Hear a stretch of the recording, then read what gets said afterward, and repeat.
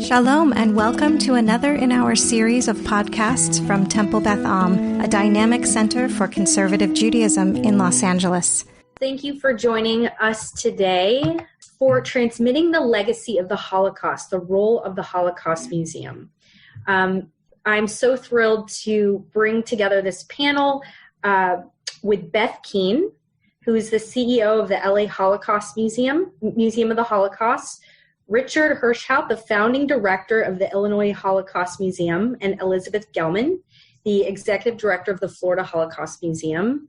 I just want to say what a thrill it is to bring everybody together, especially I'm in Tampa right now, my hometown, and to be able to bring Elizabeth to join the West Coast. One of the perks of this time, we get to Zoom in with whomever from all over, but it's great to have you. And I'm going to go ahead and turn it over to Michael. I just want to do a very brief introduction. Many of you know him. He's one of the world's leading Holocaust scholars. He's currently the director of the Siggy Ziering Institute, exploring the ethical and religious implications of the Holocaust at AJU. He has had many roles. I'll just name two more. The former director of the U.S. Holocaust Research Institute at the U.S. Holocaust Museum, and was the president and CEO of the Survivors of the Shoah Visual History Foundation, and many more. With that said, thank you so much, Michael, and I'm going to go ahead and turn it over to you. Okay. I think let's set up the context for it. We are at a very special moment in history. We're at the moment where we're undergoing the transition from living history to historical memory. Survivors of the Holocaust who averaged between the age of 18 and 40, if you were too young, it was difficult to survive. If you were too old, it was difficult to survive. And 40 was considered much older than we would consider it today. Are now leaving the scene. 18-year-olds would now be 73, would now be 93. A 40-year-old would be 115. So there are, every day, we are all experiencing the loss of survivors, which means that the heir of the survivors' mission is going to be institutionalized in the mission of museums, memorial centers, educational centers, and the like. And we thought it would be a very interesting experience for us to have with us people who either have created and or directed museums to ask the question about what does this mean, where does it go, what is the transition, and also how do they reach out to a new audience for which some of the formative events of our lives are ancient history. An interesting example I'll give you from another museum, which was that 2 days ago we commemorated the anniversary of the 1995 bombing of the Murrah building in Oklahoma City. And they used to have a very interesting question in that museum. Where were you on April 19th, 1995?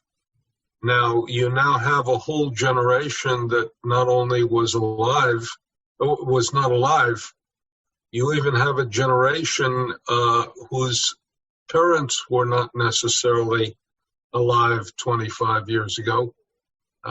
Coming in, and the question of where were you is a very different expression at that point than it is at the point at which the question was first asked than it is now. Our panelists are Beth Kean, who is the director, for those of us in Los Angeles, of a neighboring museum that's within, I guess, a mile and a half of Temple Beth Am. Beth has been the executive director for a couple of years now, 2.5 years. She's the former president of the institution. She came to this with a background in both finance, which is management, and also a tremendous background in volunteer work and in fundraising. She had been the president of the museum before becoming its executive director, and she's been associated forever and ever since she was a young college student with the University of Pennsylvania and their efforts. Beth also is the granddaughter of Holocaust survivors, and her mother was a classmate of mine in college. So we go back a long way. Rick Hirschhaut comes to us. Rick, I wanted to introduce to the community because he's a new resource to the community. Comes to us, is now the director of the Los Angeles office of the American Jewish Committee. Comes to us after a long background in ADL. He and I worked very, very closely together in the creation of the Illinois Holocaust Museum and Educational Center, which made the transition from a storefront to a $70 million, to a 70,000 square foot, multi-million-dollar facility. The leader of its campaign is now the governor of the state of Illinois, and Rick was involved in every dimension of that transformation. He had the bad fortune, the good fortune to hire me, and we worked very, very closely together for probably about a half dozen years to bring it to fruition. The one person I don't know well, but whose museum I do know quite well, is Elizabeth Gelman, who's is the executive director of the Florida Holocaust Museum for the past 7 years. Prior to arriving in Tampa Bay, she had leadership position in several Chicago nonprofits, including the Children's Museum, the Spertus Jewish Museum, and the Terra Museum of American Art. And while serving as education director of the Spertus Museum, she published a curriculum on Jewish history, anti-Semitism, and the Holocaust, and began graduate work in Jewish professional studies. So she comes with a very fine background. And I'm going to ask them to address, and then we'll work together, and I will certainly address it as well. But we'll ask them to address several questions that are pivotal. Each of your institutions was started by survivors that have undergone a transition. Tell us about the origins and the transition, and tell us also a little bit about what's been lost and what's been gained. Let's start with Beth, because Beth's going to recount a history that some of us know, and therefore she better be accurate, otherwise we'll be in a little bit of trouble. But and some of us have actually lived through. But let's start with Beth, and then we'll go around. Please, Beth. Okay, thanks. Well, thanks for inviting me today. It's fun to be on this panel with my colleagues. So Los Angeles Museum of the Holocaust was founded in 1961 by survivors who met at Hollywood High School. And it's kind of an interesting story. They were taking an English class, an adult English class, and they decided that it was really important for them to create a safe space where they can remember their loved ones who were killed in the Holocaust, but also to pull together some of their precious, personal belongings that they took with them. And they also wanted to educate youth. So they were, when you think about it, they were very visionary. And they created the museum, and the mission that they created back in 1961, commemoration and education of the Holocaust, and to never turn anyone away from learning about this history, remains true today. So we're still a free museum, and we still share the same mission. So also we're a primary source institution, and most of our artifacts were collected by our founding survivors. So we teach this history through their personal stories and through oral testimonies. What's different, I got involved when I first moved to LA. It was the late 90s, and as Michael mentioned, I'm a granddaughter of survivors. And fun fact, I think I'm the oldest 3G in the world. You can find someone older than me. I'm turning 53 this summer. Let me know. So when I moved to LA, I wasn't connected to the survivor community, and my husband is a filmmaker, and he was working with Michael actually on this film, Swimming in Auschwitz, and he told me I needed to go to the museum because my people were there. So I did. I showed up, and I met the survivors, and at the time, so now this is like early 2000s, we're talking about 20 years ago, the museum was run by the survivors. Most of the board members were survivors. They were giving the strategic direction of the museum. They were doing the tours. They were in charge of everything. They were doing the bookkeeping. And they were always, whenever you went over there, 10 to 20 survivors at a time. They would go there to engage. It was a, really nice community. I felt at home hearing their, Polish accents. It was very familiar to me. Fast forward now, 2020, we have one survivor on our board right now. Over the last couple of years, we've lost quite a few survivors who are on our board. About 5 years ago, we created a survivor advisory board just so that we could keep a lot of the survivors engaged and to look to them, for our for programming and vision and things like that. So I would say that what worries me the most in this shift, and also it's not even just the day-to-day running of the museum or, board governance, it looks completely different today, but what worries me is the institutional knowledge that is getting lost, because most, as Michael knows, and many of you who have visited our museum, we have this rich collection of artifacts that you see as you're walking through the galleries, and those survivors are the ones who had all of that institutional knowledge, and it has been transferred, and we have 27 hours of content on our audio guides, and we have a very robust archive collection with a lot of the information, but still, hearing it from the eyewitnesses is very different. So that has been a huge shift. And when you come to the museum today, you do see a survivor. We have one every day who's speaking to students and the public, but it's not the same. We look at them today. I look at them as being a huge gift to us, and we're trying to get as much from them as we can right now. Sharing their stories, documenting as much as we can, creating more content with them while we have them. We feel this sense of urgency. Tell us one thing, Beth, just encapsulate it.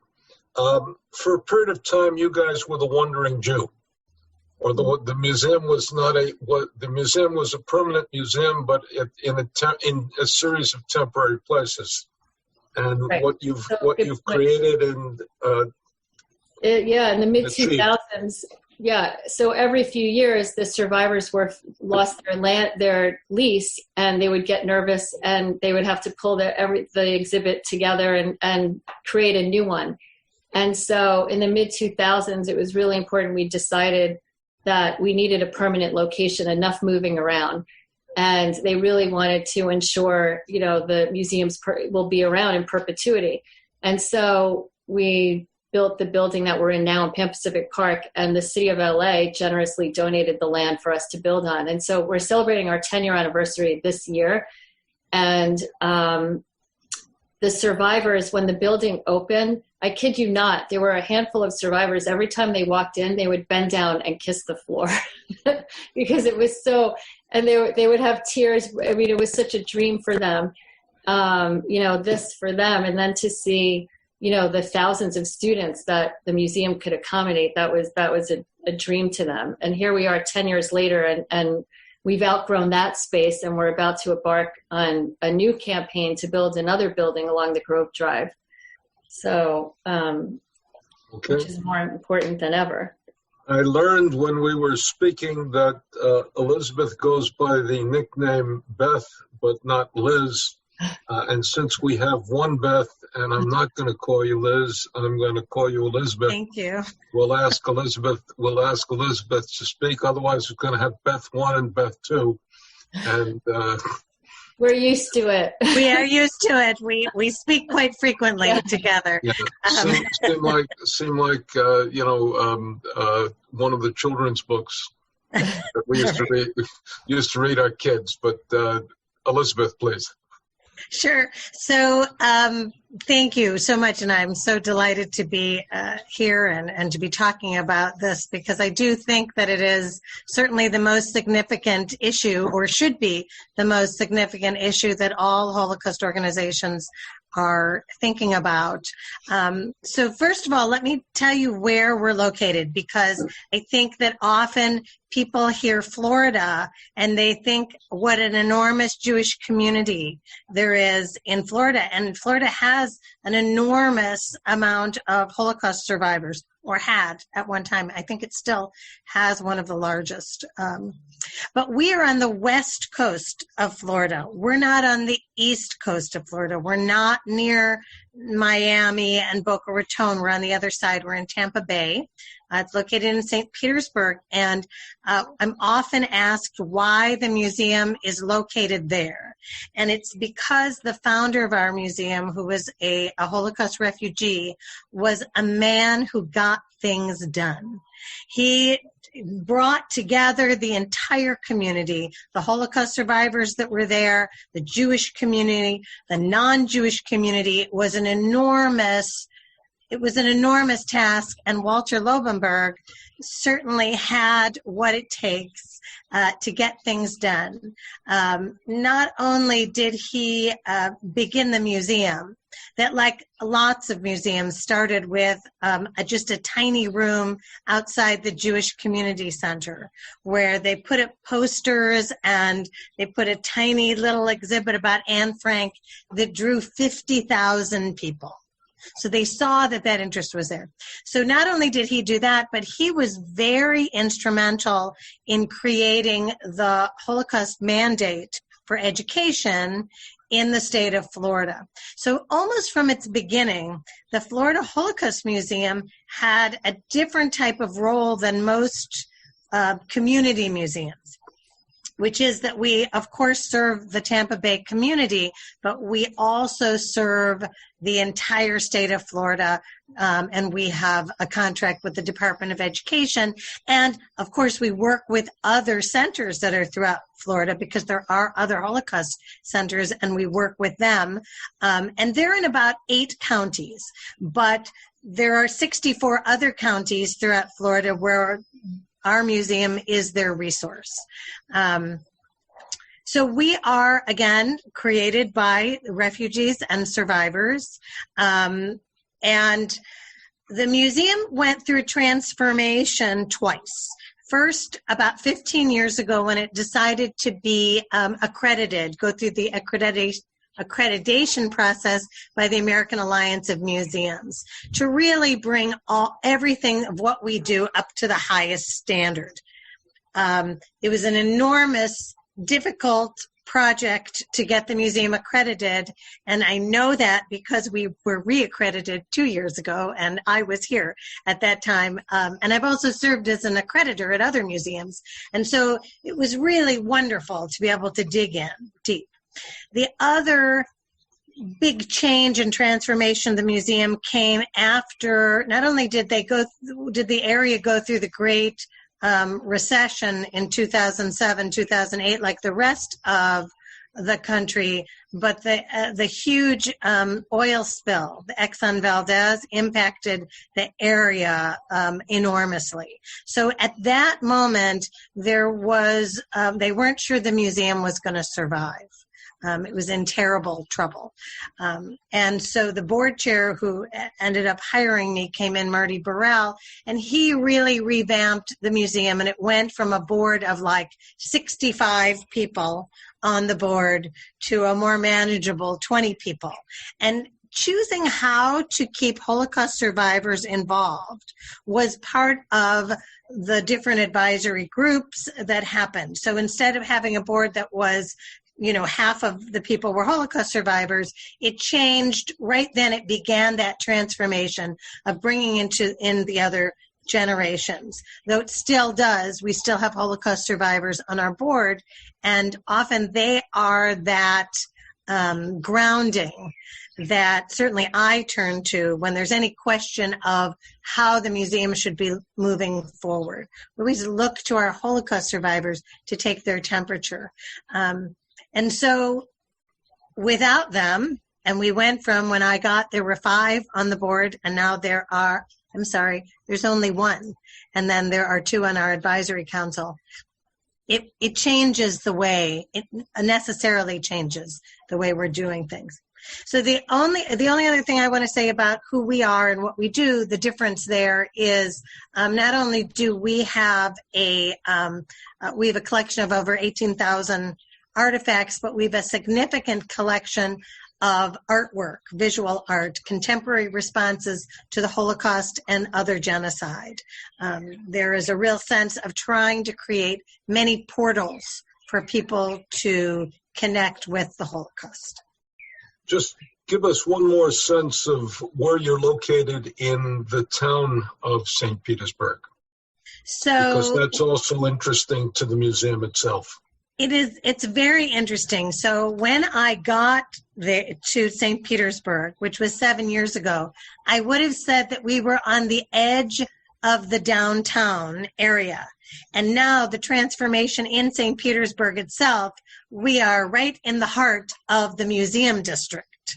There are now, I think, 9 other museums in the downtown area, and we're right in the heart of it. Rick? Thank you, Michael, and grateful for the opportunity to join with everyone today.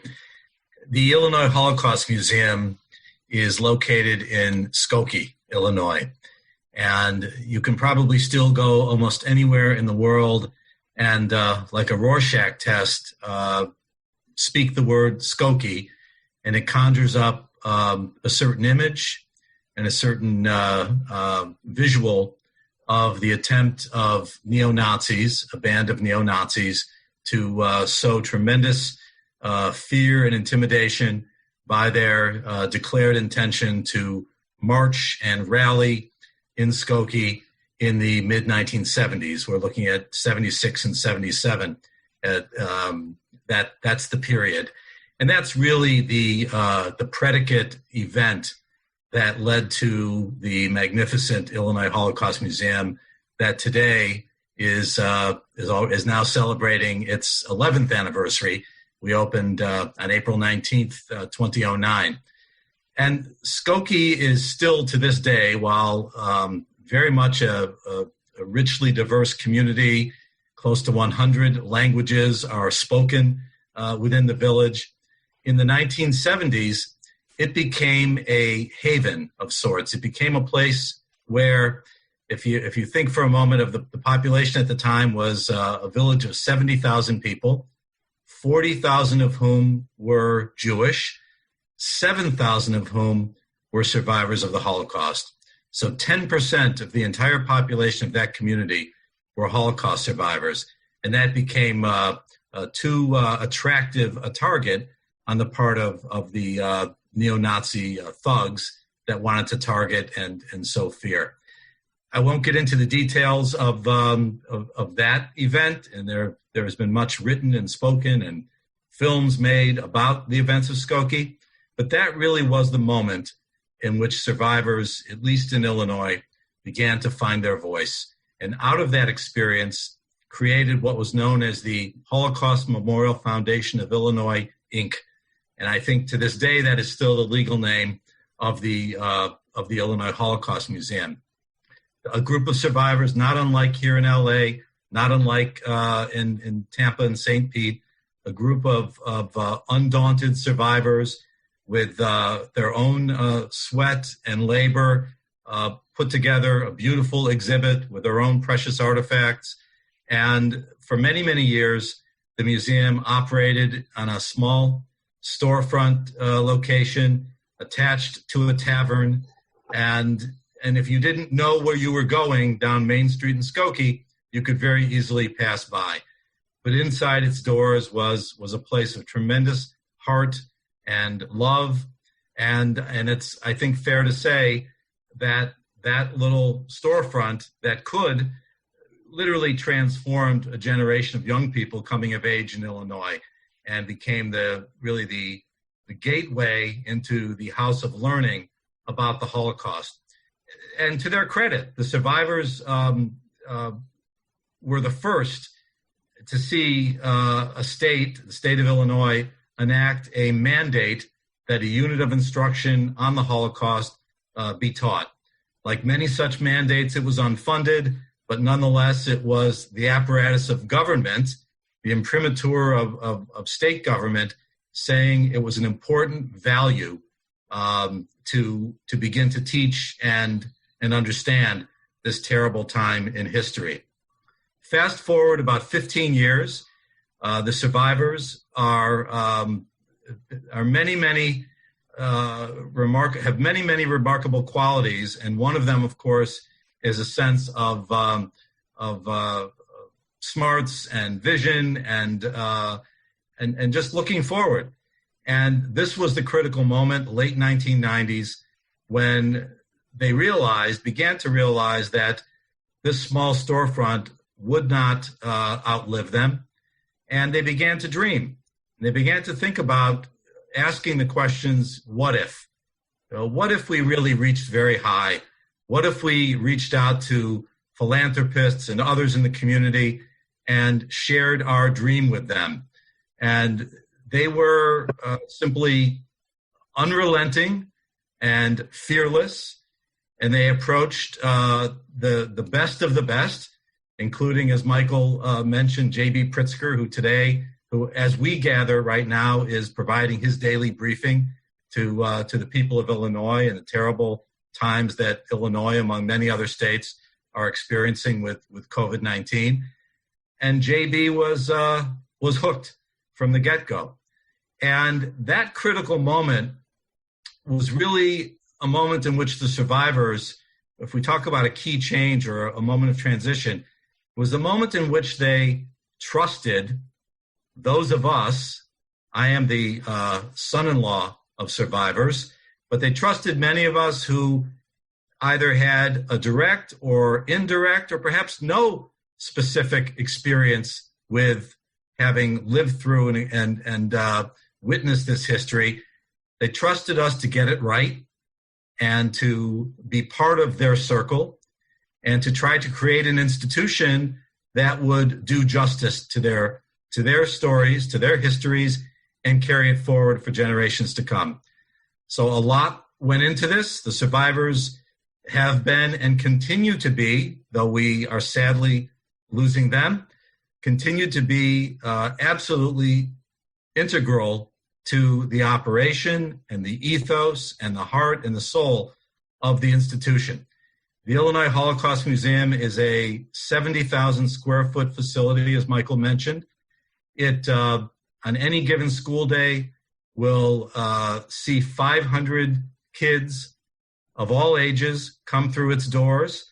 And while the permanent exhibition is appropriately geared to kids 12 and up, we also made an early decision to try to bring younger children into the museum, as young as 7 years old, not to present to them the history as we know it, but to, because we have so many survivors who were children at the time in their own experience, to try to impart some of the lessons that we hope young people, that all visitors will take away: empathy, understanding, not allowing oneself to succumb to bullying, not being a bystander. And it's not to simplify all of this, but it's begin to, at a very young age, call upon each of us to recognize the tremendous power that we have to be part of to be a force for good, or to be indifferent, or to be someone who is part of the problem. And yes, each of you has a building and an exhibition. The question I want to ask you is, there's another component to a building and exhibition, and that's a changing component with changing needs and with varying degrees of interest and everything else, and that's the audience. I want to ask you a little bit about how has your audience changed, and how are you reaching out to that changing audience? And the other half of that question is, does the story of the Holocaust resonate in this era at this time in history? Let's start with Elizabeth. We'll go out of order. So it's such an interesting question. If I cut to the chase, I will say yes. I think that there is relevancy in our mission, and we have certainly seen that in the state of Florida. They just passed new legislation reiterating the importance, and Holocaust education, again, unfunded mandate, was part of the required instruction. And the Commissioner of Education this year said, I want to know what's happening. Every school needs to tell me, every school district needs to report back how they're teaching the Holocaust. So we know that it's important to the leaders of our state.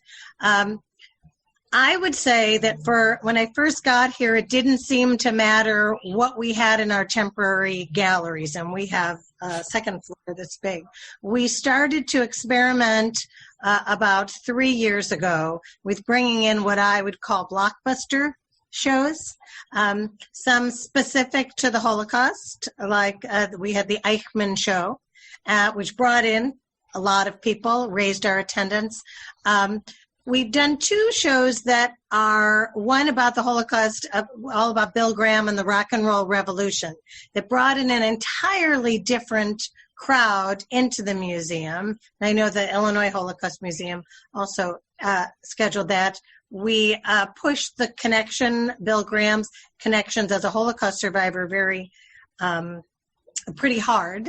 And so we felt that people came out understanding the Holocaust, but for many times we felt that people had been afraid to walk into our building. They didn't know what they were going to see. Like the Illinois Holocaust Museum, I believe, like Beth's museum, we do not have graphic images in our permanent exhibition, but people are afraid that is what they're going to open the door to. Seeing those exhibitions really did make a change, and it brought in not just people to see the exhibition, but a lot of new members. This past year, we did an exhibition. It was actually the second iteration, expanded of it, called Beaches, Benches, and Boycotts, all about the civil rights in the Tampa Bay, civil rights movement in the Tampa Bay area. And we found a lot of people who came in to learn about civil rights and then also learned about the Holocaust and vice versa. And I think it's really important to make connections with the lessons of the Holocaust and the other human rights and other genocides that are happening today. Beth? So first, I think I'll share the demographic that we're seeing, the people who are coming to the museum. So when the students come for their compulsory, tours, they're mostly, I'd say, 2/3 Hispanic, 99% not Jewish, and it's mostly 8th graders and up. And then the general public who visits, also the audience is mostly millennials, and more than 90% identify as not Jewish. And so it's important to really understand the way they need to learn today, because that's actually changed a lot, even since the museum opened 10 years ago. And we feel lucky that when it was curated, when Randy and the people who designed the museum, they decided, they made a deliberate decision to make it more visual, as Beth alluded to before. And we do have graphic images, but it's not as text heavy. And so that makes it feel more contemporary for younger audiences today. They relate more to that. But, the people who are coming to the museum, since the minute they were born, they've been on the internet, they've been connected. They're more connected to atrocities across the world. So the Holocaust is really the most effective educational tool that we have in, in teaching why it's so important.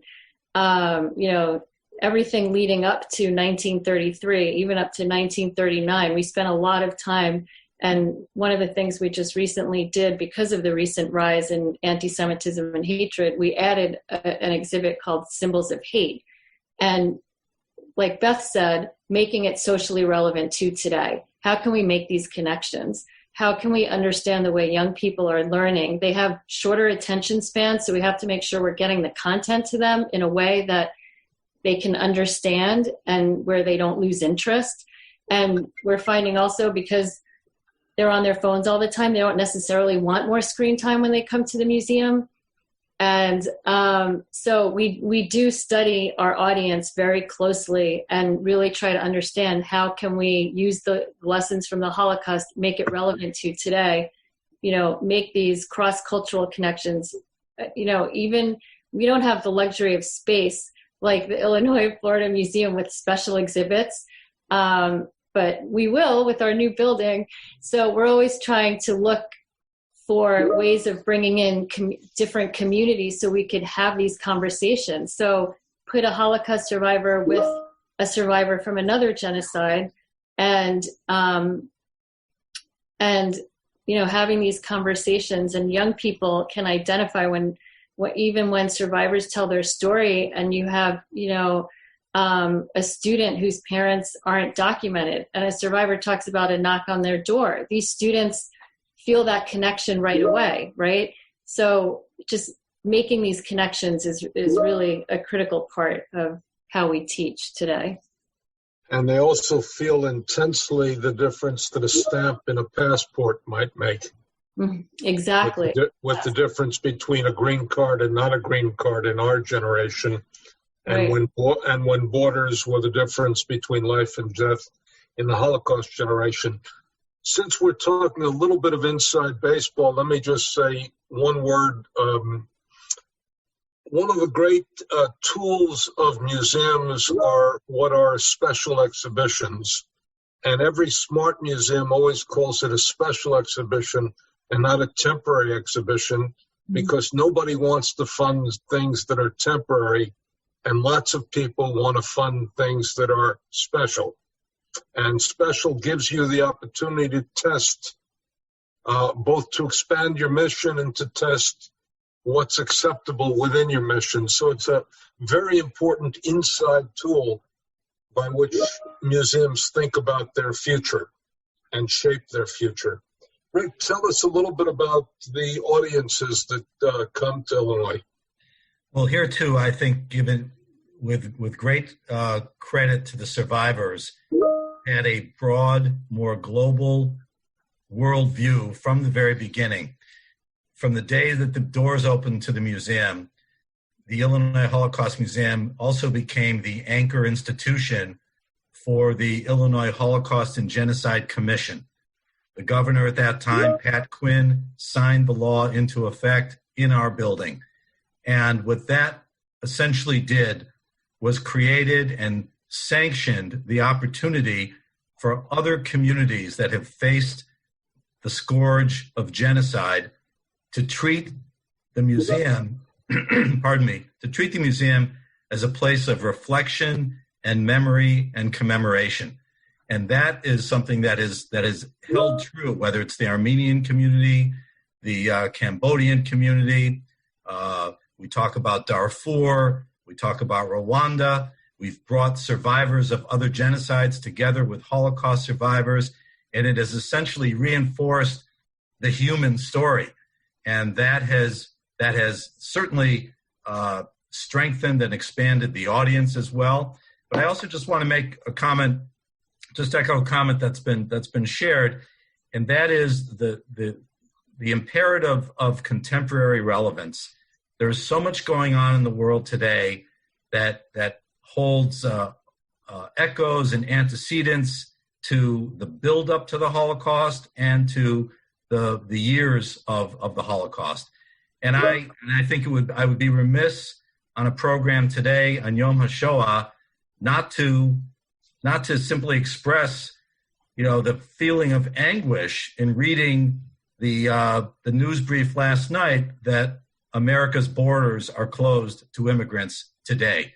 And even to read the news flash in the last 5 minutes that even those seeking to enter the country with a green card may be put on hold for some time.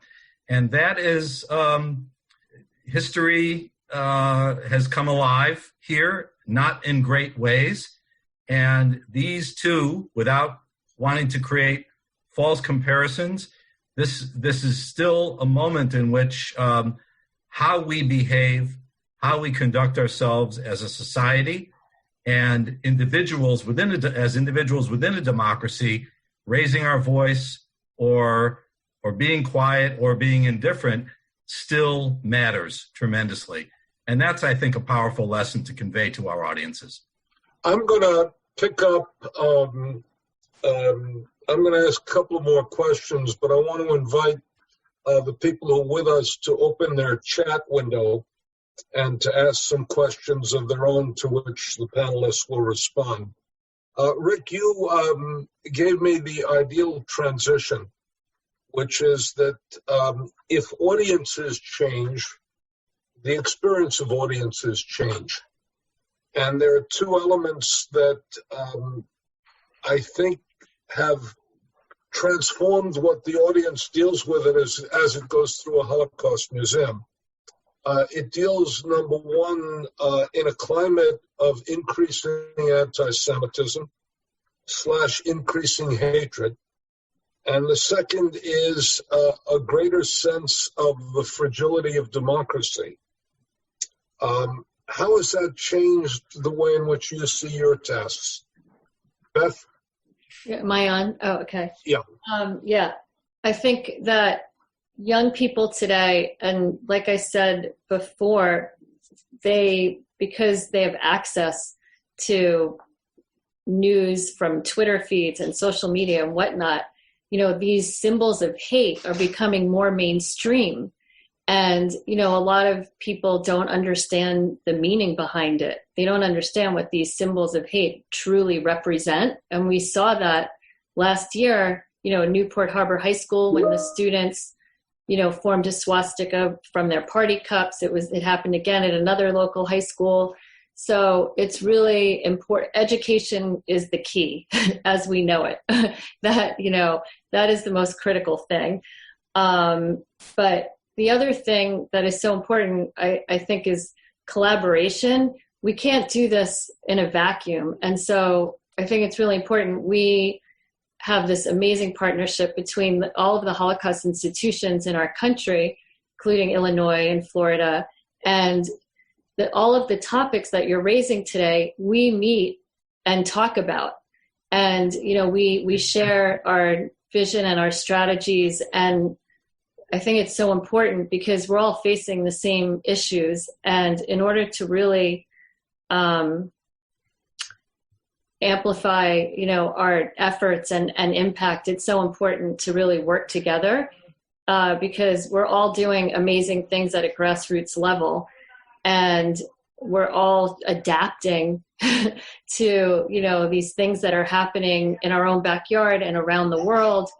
And, it's an ongoing challenge, but it's our job. That's why we're here. We're educators. We need to, anytime something happens, people look to us. We're a voice for the community. And it's really important for us to be, a role model in that sense.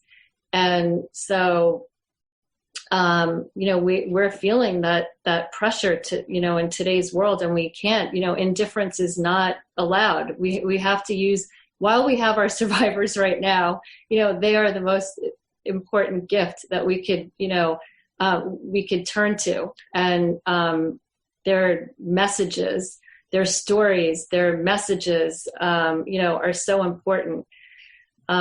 So I don't know, does that answer? Let me add one question that Ingram has added. What is your cooperation, and Elizabeth, I want you to address the questions that I asked, but let's add to it. what's your relationship with the European museums as well?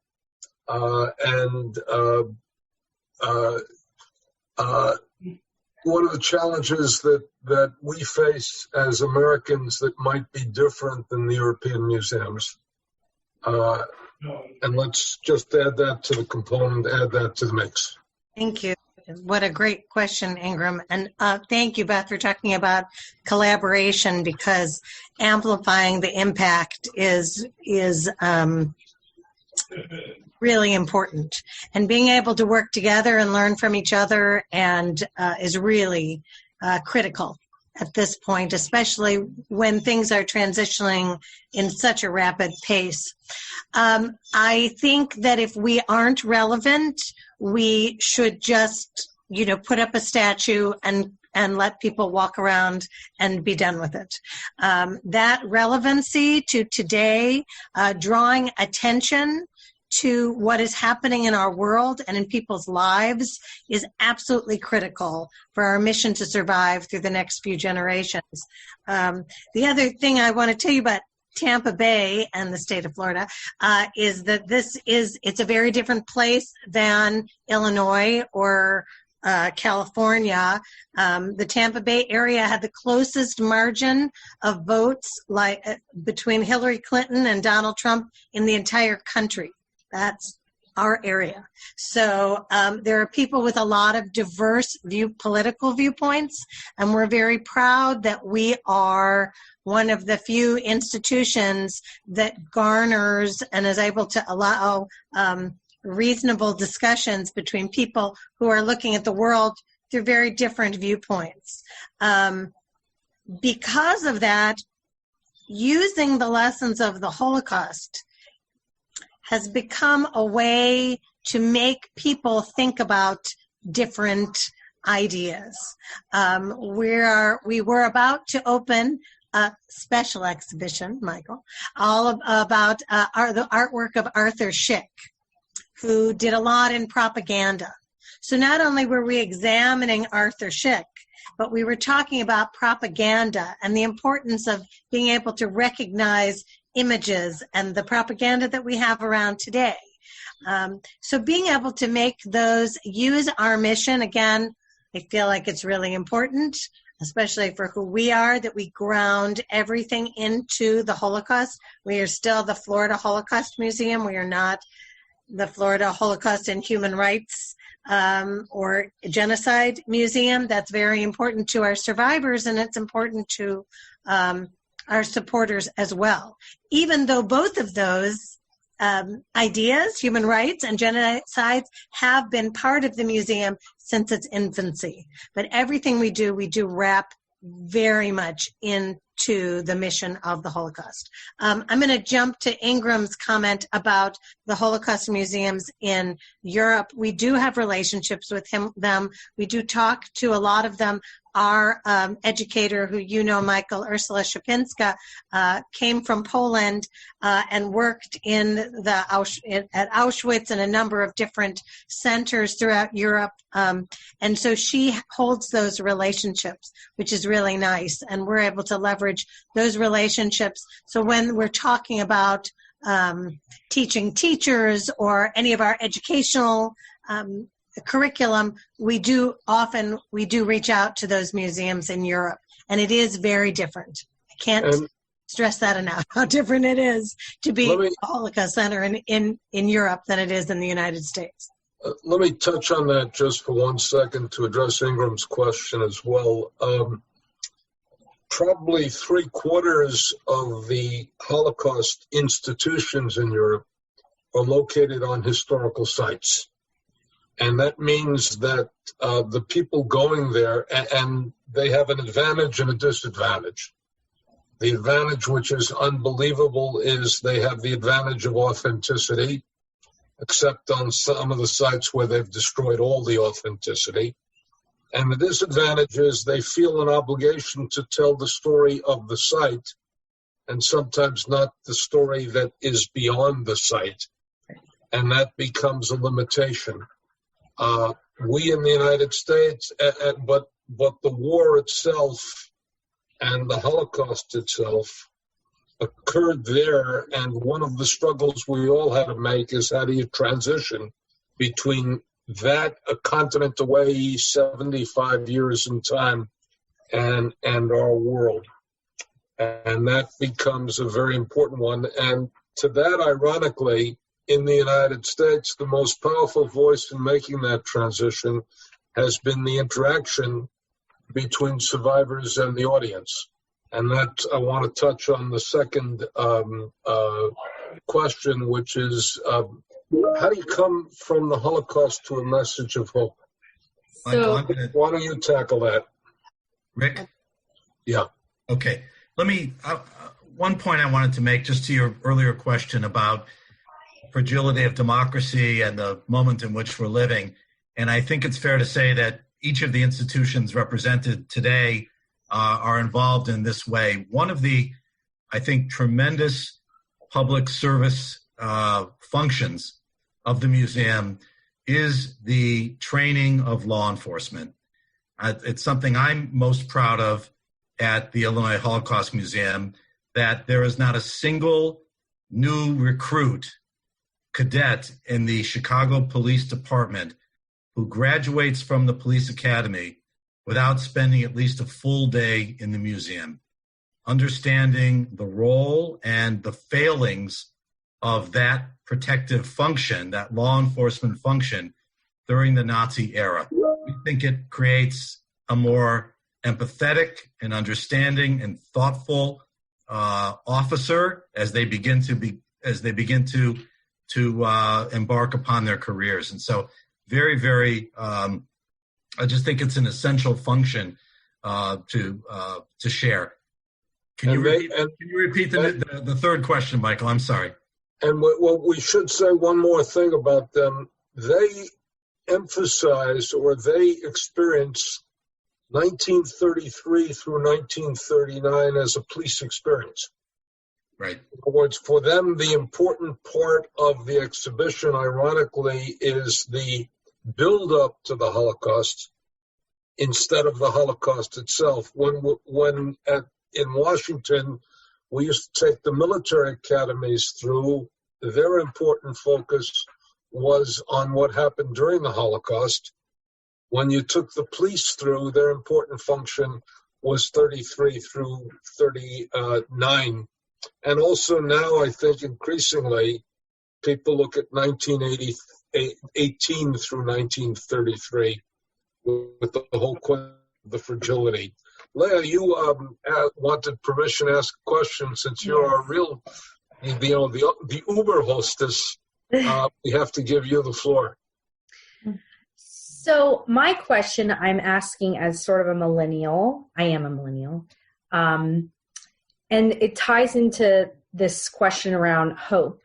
Something I notice for myself, for other people in my age group, is the feeling sort of disconnected to the Holocaust. And, it's always been presented as this sort, generally speaking, this really heavy, traumatic, major part of our history. And it's definitely shaped me. My family was impacted by the Holocaust on my grandmother's side and beyond. But the point I'm bringing up is I did an exhibit at Temple Beth Am where we tapped into the other part of Yom HaShov heroism. And I realized there's so many stories of strength and resilience. And I had never really in my brain thought about these sort of silver linings and powerful stories of resilience, whether it's making a publication, a newspaper, or artwork, or practicing rituals at Auschwitz, or whatever it may be. I just feel like there isn't, in terms of messaging out there, an emphasis of these really amazing nuggets of strength and resilience, and that the messaging, to younger generations, I think that would be also inspiring, is like learning that there are so many examples of real raw courage, and that it's something to be not only sort of haunt us and that we have to think about and process, but also to be inspired by.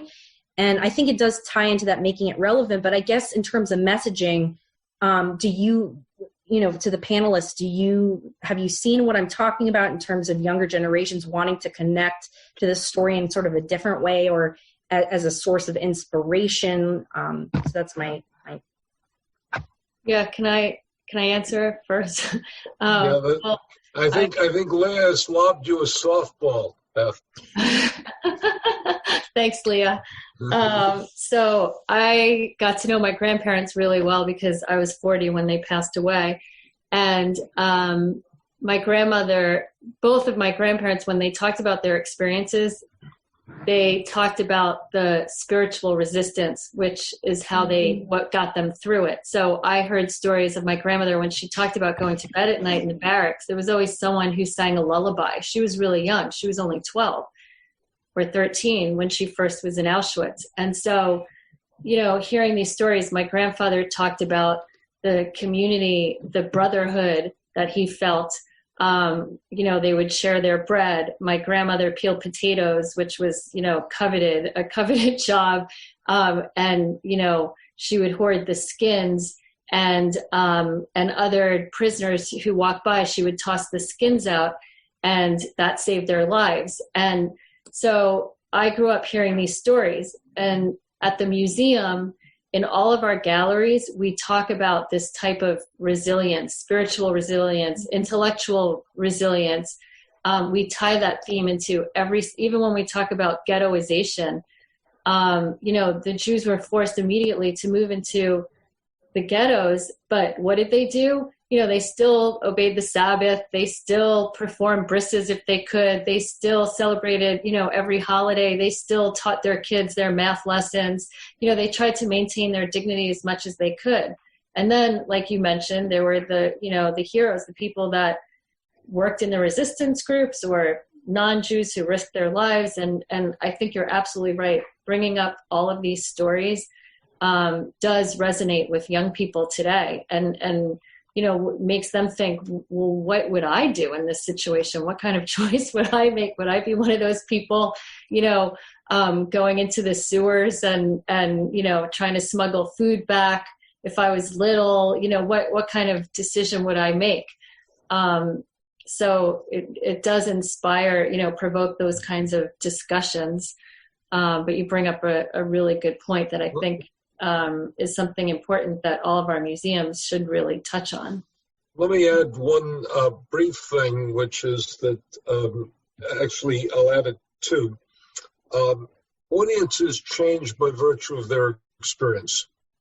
So each of these museums will probably have a story of someone who survived in hiding. And everybody's going to wonder now, what was the experience like in hiding? I mean, Anne Frank is going to be one of the... What's the experience like in hiding when you can't go out into the world? And we have an invisible enemy. They had a visible enemy. But we have all these technological means to interest ourselves. And they lived in a much more static universe, didn't even have access to radio.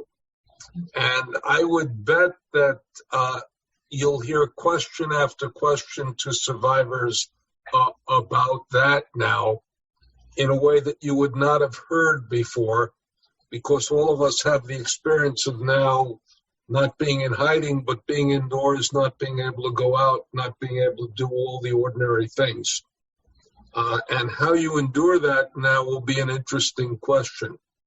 And the other thing that each of you should address is the relationship of survivors to the audience. They're not symbols of victimization. They're symbols of having overcome victimization and comebacks and resilience. If I can jump in for a moment. Please, absolutely. Take it away. I think so much of the experience from the day the doors opened on Main Street in Skokie, just speaking for Illinois, to up until today, and the beautiful, still new, magnificent structure on Woods Drive in Skokie, is about personalization.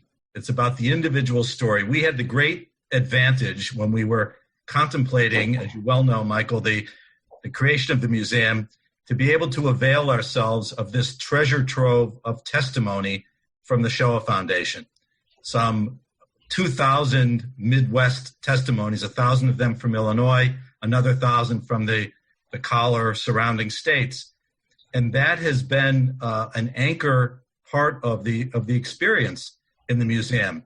But not only the testimonies, when a student visits and completes the tour experience, they could then go one-on-one with a survivor. That continues to this day.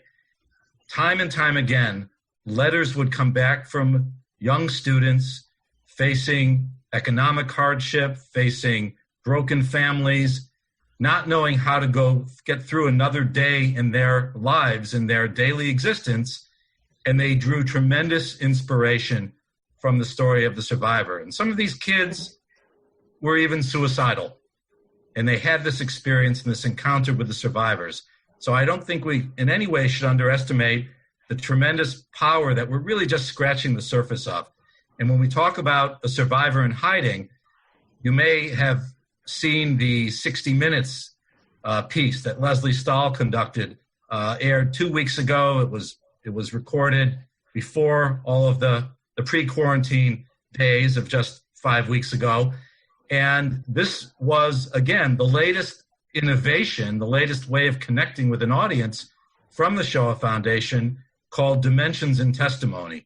It's sort of treated as holography, but it's not really. It's artificial intelligence, and it's an incredible way of relating. And one of the survivors that was featured, the main survivor who was featured in that interview, that installment, was Aaron Elster, himself a hidden child. At 11 years old, he was hiding for a year and a half in the roof of a barn on a farm in his village. And the resilience, the appreciation of life, the ability to move forward is tremendously, tremendously powerful. And those are the lessons that we have to continue to carry forward. That's the contemporary relevance, and it will be with us for generations to come. The last thing I'll say is, for all of our institutions, I hope, and I know the intention is, they were built to last. They're built to be here 50 years, 100 years, 150 years from now, and to still be relevant and to teach and draw from this history for lessons for humanity in an era that none of us will see. But we hope this will help to inform. Let me ask one final question to each of the panelists, which is speculative. What impact do you think our collective experience, which is now not only an experience of young people, but of old people, of millennials, and of every generation, how's that going to change the audience that comes into the museum? I'm sorry, could you repeat that question? I'm not sure I understood. How is the experience of the coronavirus? Oh, the coronavirus. How's that? What's your speculation as to how it's going to change the visitors to the museum? Yeah, I think that over the next 12 months, it'll change the experience dramatically. You know, I'm working closely with the board on an action plan. What is it going to look like when people are allowed back to work and businesses can open? Are people going to be required to wear masks when they enter? Do we have to take their temperature and not let anyone in with a fever? We have to monitor the number of people in each gallery. I mean, I do think that there are going to be visitor guidelines in the short term that we need to be mindful of. I think that in terms of the isolation, though, I talk to the survivors every day. And what's interesting is, you know, while my kids are at home from college and they're bored to death, even though they have classes, you know, I talked to the survivors and they couldn't be happier. One's writing a memoir, another one's making her jewelry. They don't look at it as isolation. They're looking at it, it's an inconvenience. I can still go for a walk. I could pick up the phone. I have FaceTime. I can go to someone can go to the market and get my food for me. You know, to them, it's an inconvenience. And, you know, we look to them for hope and inspiration when we're feeling anxious and and, have trepidations about the uncertainty that we're facing. But I think it kind of puts it into perspective for me that they have that reaction to this. And I almost feel like if my grandparents were still alive, they would feel the same way. The Nazis aren't looking for us. So what's wrong? We're just stuck at home for a little bit. We have our TVs. But it doesn't mean, the feelings that we all have are real. They're still valid. And again, it's another learning experience. Elizabeth? So for us, because we educate throughout the state, we had quite a few virtual opportunities that were out there that we normally only shared with school districts. We have a virtual tour of our permanent exhibition and usually do it with a docent-led tour. So we put that out, and within a week, 700 and something people had come to tour the museum virtually. And I think that connection between what we can offer virtually and what we have in our galleries, there will be a synergy between that as we move forward. I'm old enough to remember the fear of when people started to put artwork from their collections onto the internet. And there was the fear that if you put Sunday in the Park with George up, no one would ever walk into the Art Institute again to see it. And what they found is that more people than ever, they went into the actual museums. And so my hope is that I know that there will be a necessity of more of this virtual, interactive, different platforms that we haven't even invented yet, that we don't even know that are there, are going to be coming into play. But I do think that there will be long-lasting effects from the coronavirus, and we can look at it, that silver lining, we can focus on that, or we can worry about that people may not be walking into our institutions for a few months. And my choice and my staff's choice and my board's choice is to focus on the silver linings and the openings and opportunities it has brought us. Rick? I think one of the lasting lessons and messages coming out of the corona crisis will be a greater degree of humility across all aspects of society, all parts of society. And as we emerge from this quarantine moment, it gives us an opportunity, and I think our institutions can really be the drivers and the anchors for this, to really think about what kind of society we want to be. Are we prepared to be more accepting of difference, more appreciative of what unites us in our humanity, more accepting of the stranger, more, intolerant, if you will, of the lack of any kind of gun safety, reasonable gun safety legislation in this country. This is really a moment in which we can emerge as a better society, as a more caring and compassionate society. And I think our institutions and the lessons coming out of the Shoah give us that cred and that ability to lead those conversations. Well, I think that after hearing your final words, I think we can say, from your mouth to God's ears. And let's hope that's the direction that we take.